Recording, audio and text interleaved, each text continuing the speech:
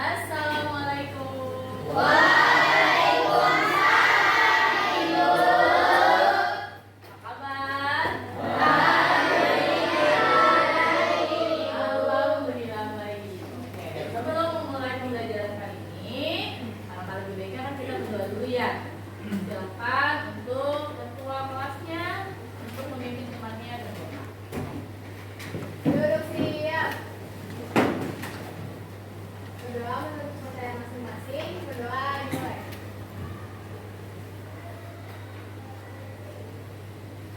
Berdoa selesai. Memberi salam. Wassalamualaikum warahmatullahi wabarakatuh.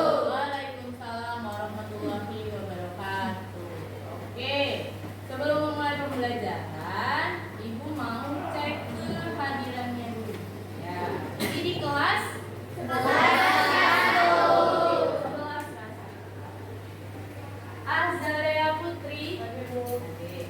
Andreas Rizky, Athaya Fairus, Aufelia, Bilki Suci, Braveta, Diana Balkis, Dianeza Citra, Elvania Ranis, Ferliza Putri. Oke, ya.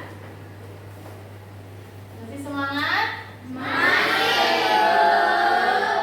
masih semangat. Ya, untuk memulai pembelajarannya, kita awali dengan nyanyi lagu nasional. Biar tambah semangat. Oke, silahkan boleh berdiri dulu. Garuda Pancasila, akulah pendukungmu, patriot proklamasi, sedia berkorban untukmu.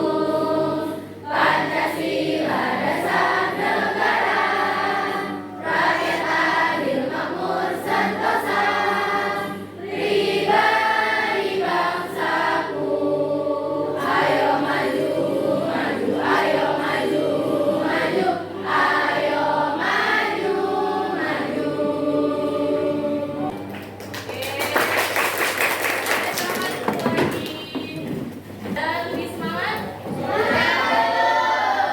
Oke, ya. Tadi kalian ke sekolah naik apa? Jalan kaki. Apa? Naik motor? Ada? Ada. Ada yang naik motor, ada yang jalan kaki. Naik kucing. Ya, jalan kaki. Berkeringat berarti ya. Kalau kalian setiap hari jalan kaki, sehat gak kira-kira? Sehat. Hari ini kita akan membahas tentang apa? Ada yang tahu nggak? Kita akan membahas tentang apa?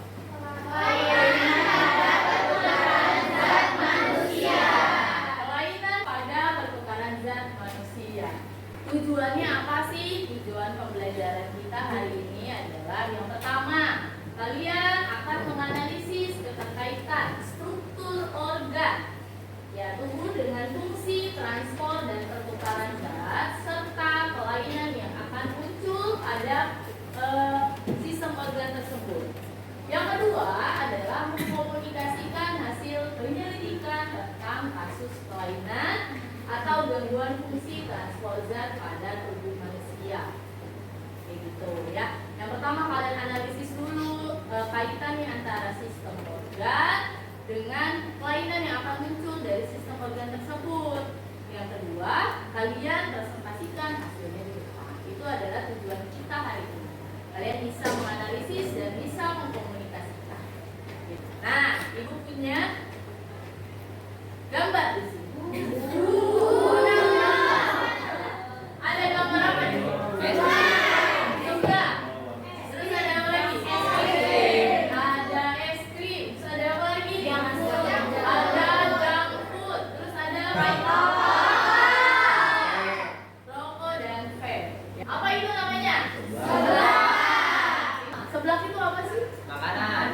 Makanan. Isiannya kerupuk, telur, ada mie.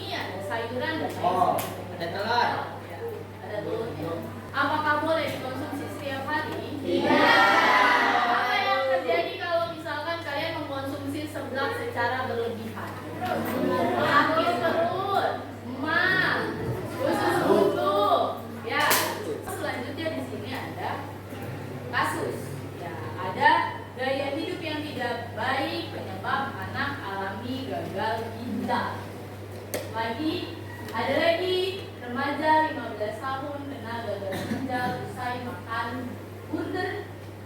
Ya, harusnya disensor ya ini. Gejala awal dikira flu. Terus penyakit gagal ginjal dan diabetes mulai hantui anak-anak Malang. Anak-anak di Malang maksudnya. Ya, terus ini ada Dinas Kesehatan DKI, 60 anak jalani terapi gagal ginjal di RSCM. Nah, itu adalah beberapa artikel yang Ibu temui ya di tahun ini. Penyakitnya gagal ginjal, diabetes. Apakah penyakit tersebut bisa muncul secara tiba-tiba? Bisa. Bisa. Bisa atau enggak? Bisa. Bisa atau enggak? Bisa. Ibu punya video, kalian simak dulu.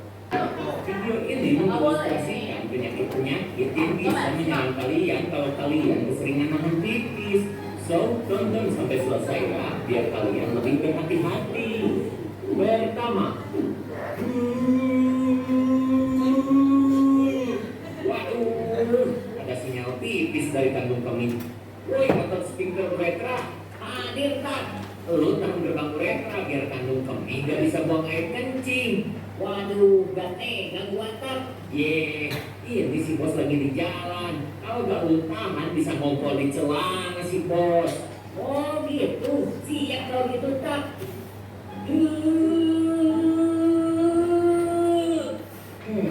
Tiap-tiap membuang air kencing pasti ditahan terus sama si bos. Kamu demi itu air kencing udah penuh. Kenapa baru keluar? Ini gua lagi berusaha bro, tapi otot di badan gua gak sanggup dorong air kencing keluar gara-gara si bos sering nahan pipis. Waduh, kalau gitu si bos jadi susah pipis dong. Iya bro, padahal ini mah air kencing harus cepat-cepat gua buang biar gak jadi penyakit. Kedua, Woi otot sphincter uretra, nampak kandung kami. lu bukan gerbang uretra ya, soalnya gua mau buang air kencing. Waduh, gak bisa bro. Lah, kenapa gitu? Badan gua udah penuh sama air kencing. Info si otak si bos lagi di mobil. Jalanan juga macet parah. Kalau lu keluarin sekarang si bos bisa ngompol bro. Otot, ini si bos udah sering banget nahan pipis. Lama-kelamaan kita bisa rusak. Gimana lagi bro? Kita mah cuma jalani perintah dari pusat.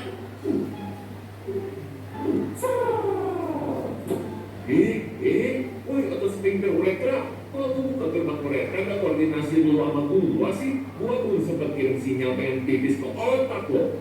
Maaf bro, kita kehilangan tenaga untuk nutup gerbang uretra gara-gara si bos keseringan nahan pipis. Gua bilang juga apa? Jangan keseringan nahan kencing. Jadi ada kena penyakit inkontinensi urin atau bangsa nolnya kencing tanpa disadari. Ya elah bro, kan kita mah cuma jalani perintah dari pusat. Kalau dari pusat nyuruh tahan ya kita tahan. Kalau nyuruh buka ya kita buka. Resiko kerusakan ya ditanggung sama pemilik tubuh lah. Ketiga, Kenapa kenapa lu pakai otot sphincter uretra? itu kan ada mampu di badan bukan kemih. Ya ini efek dari sering nahan pipis.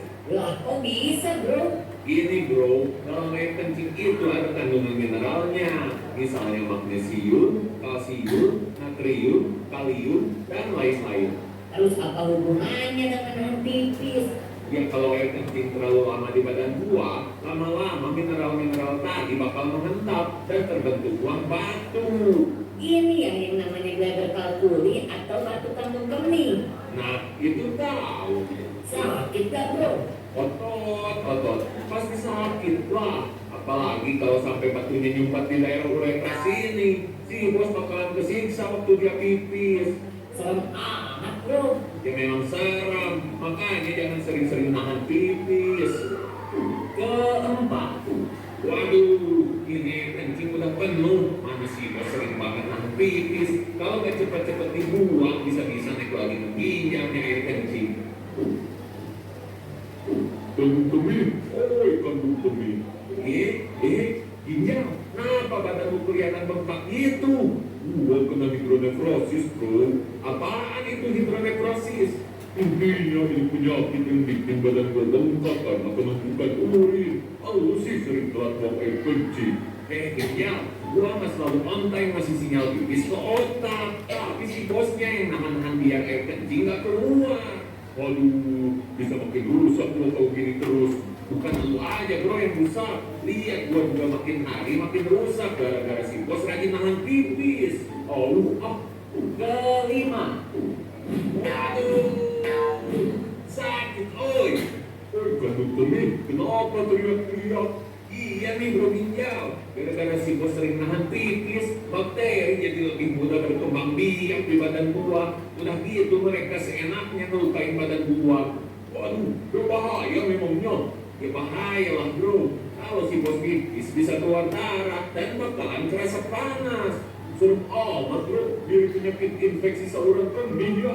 Ya memang itu nama penyakitnya bro. Au, au, au. Wah, kenapa sekarang lu yang teriak-teriak bro? Ini ada bakteri ngelukain badan gua. Oh mereka bisa ada di badan gua ya. Memang bakteri penyebab infeksi saluran kemih bakal naik ke ginjal kalau gak cepet-cepet diobati. Kenapa lu gak bilang dari awal? Biar lu gak panik bro. Hehehe. Wah, dasar.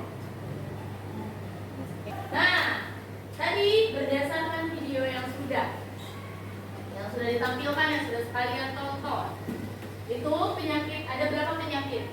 Oke, kita itu yang pertama ada penyakit apa tadi? Apa? Infeksi saluran kemih. Terus batu ginjal, batu kandung kemih. Terus lagi hidronefrosis atau pembengkakan pada ginjalnya.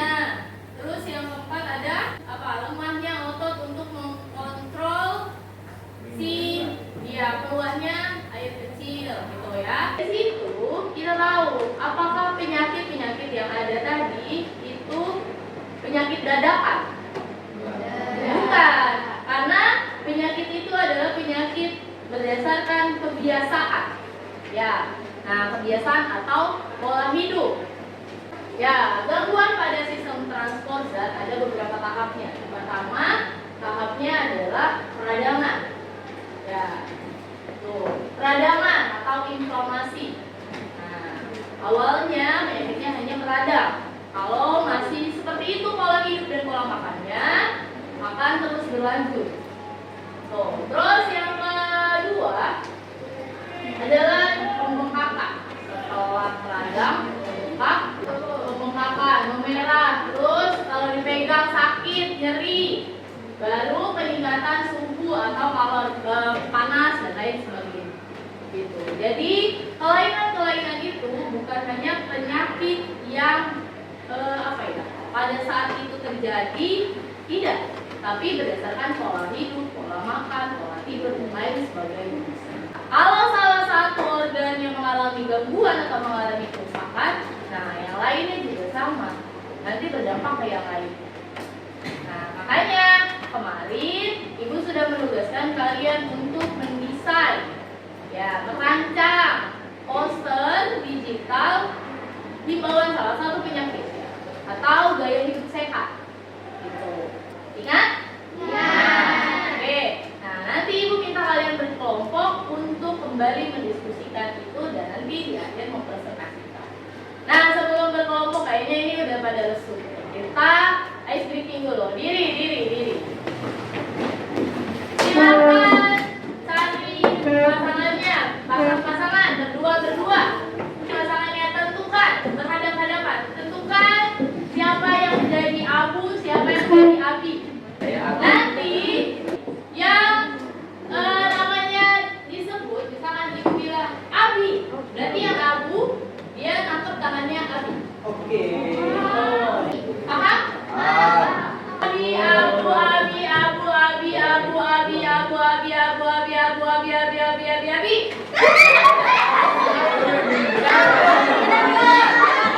Udah, ada konsen? Oke, duduk lagi. Sekarang tugasnya kalian adalah berkelompok. Ya, berkelompok berdasarkan kelompoknya yang masuk. Ya, tempatnya ibu yang ada. Kelompok 1 di sana, 2, 3, 4, 4, 5, dan 6. Silakan sekarang untuk berkelompok. Baik, Oke,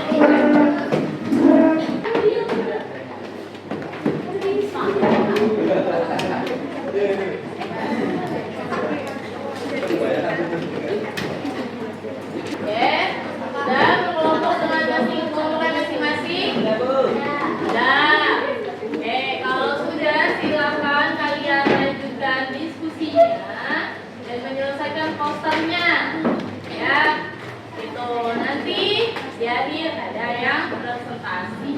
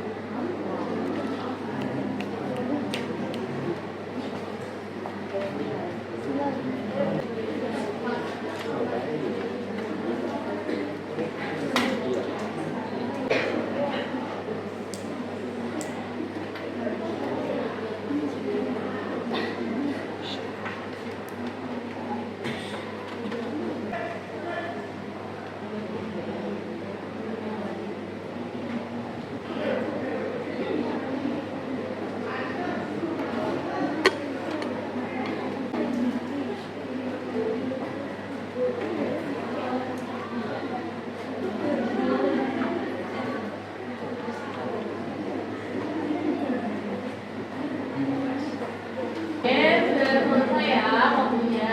Sekarang kita sudah siap presentasi? Oke,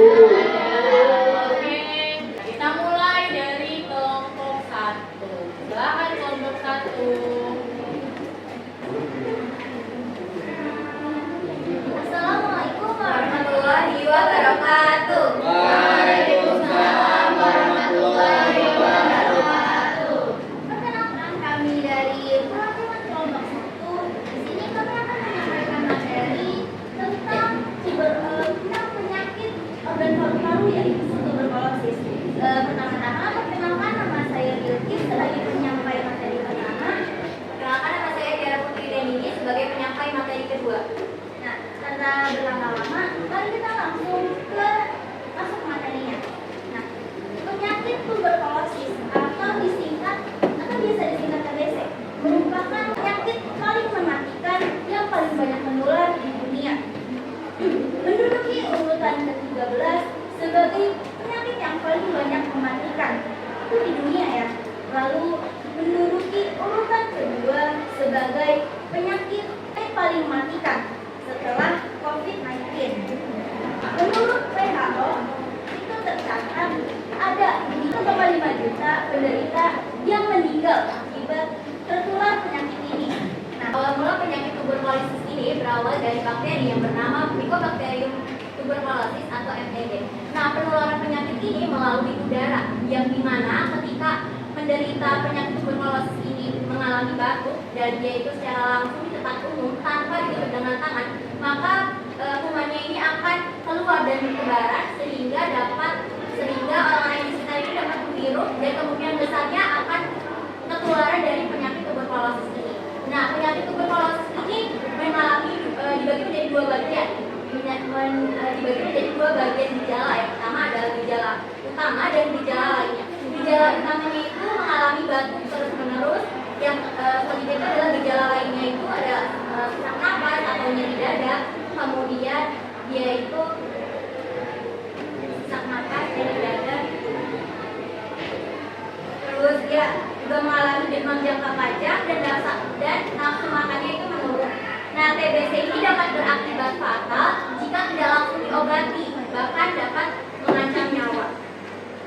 Kemudian, dampak dari penyakit TBC ini sendiri ada kerusakan sendi, ada kelainan jantung, ada nyeri punggung, dan keracunan darah. Nah, penyakit TBC ini bisa berlangsung selama 6 sampai 12 bulan. Sekian paparan materi dari kelompok kami. Oh ya, sebelum itu yang juga ada cara menghindari dari penyakit tuberkulosis, yaitu menghindari penularan, istirahat yang cukup,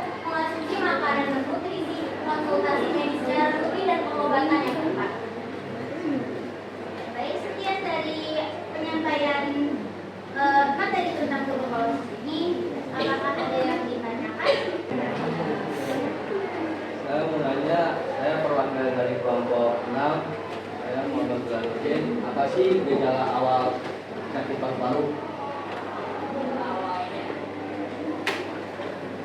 Ada lagi yang mau bertanya?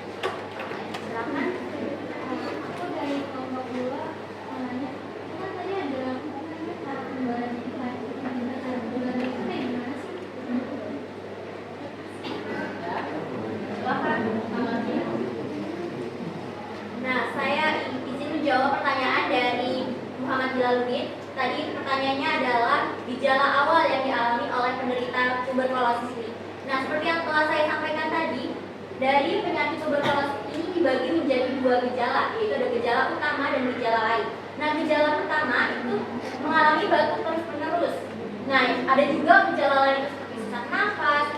Sesak nafasnya itu bukan sesak nafas yang biasa. Terus ada nyeri dada, demam yang berkepanjangan, dan juga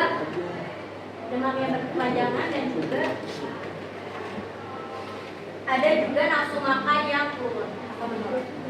Baik, sekian dari presentasi kami. Mohon maaf apabila ada kesalahan dari kami kalau ya. Wassalamualaikum warahmatullahi wabarakatuh. Assalamualaikum warahmatullahi wabarakatuh. Waalaikumsalam warahmatullahi wabarakatuh. Perkenalkan, kami perwakilan dari kelompok 3. Saya Sembilan Panirani. Saya Diana Baptis. Di sini kami akan menyampaikan materi terkait batu ginjal. Batu ginjal sendiri itu adalah penyakit yang mana dalam saluran ini atau ginjal terdapat suatu bentuk menyerupai sebuah batu. Nah, batu ini tuh terbentuk karena mengerasnya zat-zat kimia dalam tubuh seperti asam urat, kalsium fosfat dan aspat. Nah, penyebab dari batu ginjal sendiri itu pertama kurangnya konsumsi air putih. Lalu yang kedua karena penyakit keluarga juga, kesehatan keluarga. Lalu yang ketiga obesitas. Yang keempat sering menahan buang air kecil. Risiko dari penyakit batu ginjal sendiri biasanya adalah saat kita buang air kecil itu akan mengalami pendarahan, infeksi, dan akan ada terjadi gangguan pada organ-organ di sekitarnya, ginjal, terus ada usus dan lain. Lalu batu ginjal sendiri bisa diobati dengan cara alami atau dengan obat-obatan. Untuk cara alami, batu ginjal dapat diobati dengan minum air mineral yang cukup. Bisa diobati juga dengan meminum jus seledri dan akar dandelion, air lemon, minum jus buah delima, dan cuka alami. Kalau dengan obat-obatan, dengan obat-obatan tanpa operasi, dengan resep dokter, bisa dengan obat diuretik untuk meningkatkan produksi urin dan frekuensi buang air kecil, lalu obat penghambat alfa atau alfa blocker untuk menghancurkan batu berukuran besar 5-10 mm agar keluar bersama urin. Lalu yang ketiga ada obat natrium bikarbonat untuk mengeluarkan asam urat dari ginjal. Yang keempat ada allopurinol untuk menurunkan kadar asam urat di dalam tubuh sehingga dapat asam. Lalu ada metode pengobatan batu ginjal yaitu dengan operasi batu ginjal, ureteroskopi, nefrolitomi pertutan, lalu shock wave lithotripsy. Untuk cara mencegah batu ginjal, yang pertama dapat minum air yang cukup, kurangi konsumsi garam, kurangi protein hewani, perbanyak konsumsi sayuran dan buah, lalu hindari minuman bersoda dan alkohol. Oke, itu materi saja yang bisa kami sampaikan. Adakah yang ingin bertanya? Perkenalkan, saya Diana Putri dari kelompok 1. Nah, kira-kira makanan itu berpengaruh gak dalam menyebabkan batu ginjal? Kalau berpengaruh, ada masih makanan yang dapat menyebabkan batu ginjal? Ada lagi yang bertanya? Saya Muhammad Jalaluddin dari perwakilan kelompok 6. Apakah batu ginjal bisa hancur tanpa operasi? Terima kasih. Ini kami akan menjawab pertanyaan dari Tiara dulu. Makanan yang berpotensi untuk batu ginjal ya. Itu biasanya makanan yang mengandung garam tinggi. Namanya sendiri bisa seperti bayam, terus ada juga coklat, terus juga macam makanan.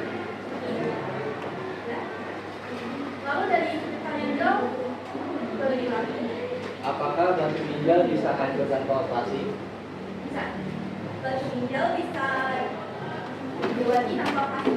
Dia bisa dengan cara alami dan minum obat. Amin. Nanti presentasi kami. Wassalamualaikum warahmatullahi wabarakatuh. Waalaikumsalam warahmatullahi wabarakatuh. Nah, sekarang ibu punya ice drinking untuk kita menyimpulkan. Nah, kesimpulannya ini pakai ice drinking. Ya, jadi kita belajar apa aja hari ini. Oke, nanti yang dapat bola dari ibu dibuka. Ya, dibuka. Nanti dijawab. Siapa yang mau menangkap bola dari ibu? Mau ada yang mau ya? Bilang gitu. Ya. Ibu jangan pada menghindar. Satu, dua, tiga.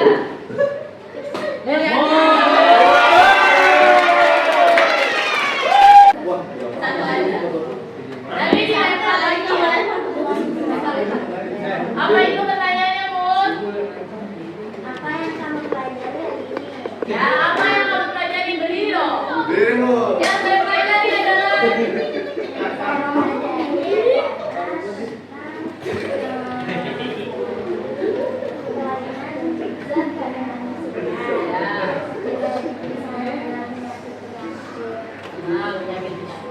Oke. Terus dilempar lagi.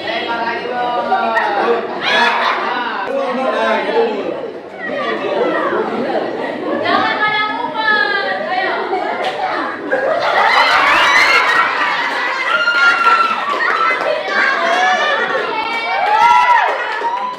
Ganggu mulu. Satu aja. Enggak ada lagi. Nah, kelihatan tuh. Ya, ya.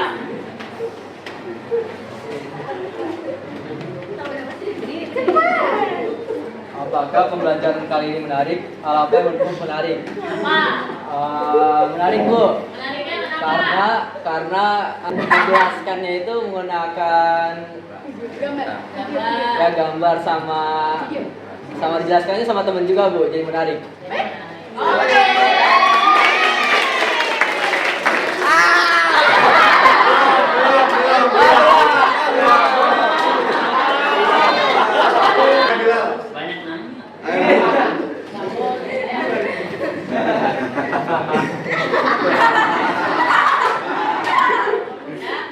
Hal apa yang bisa kamu dapatkan dari pembelajaran ini? Apa tuh, Kak? Banyak Bu. Apa? Kayak seperti penyakit asma, paru-paru, kanker paru-paru, ya begitu dah Bu. Oke. Dan